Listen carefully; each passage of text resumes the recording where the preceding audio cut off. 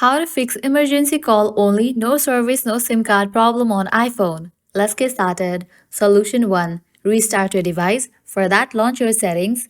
Now scroll down. Open this option General. Scroll all the way down. Click on this option Shutdown. Now slide this icon to the right to turn off your phone. Once you turn off your phone, wait for a few minutes and then turn it back and check whether your problem has been solved or not. Solution 2.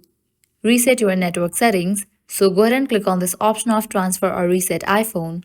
Click on the option of reset. Click on reset network settings. Now enter your passcode over here and continue with the process. After you do that, you can check whether your problem has been solved or not. Solution 3. You have to eject your SIM card and reinsert it.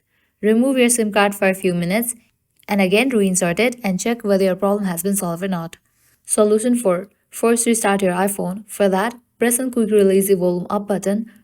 Press and quickly release the volume down button. Press and hold the side button. When the Apple logo appears, release the side button. Following all these solutions, your problem will be fixed.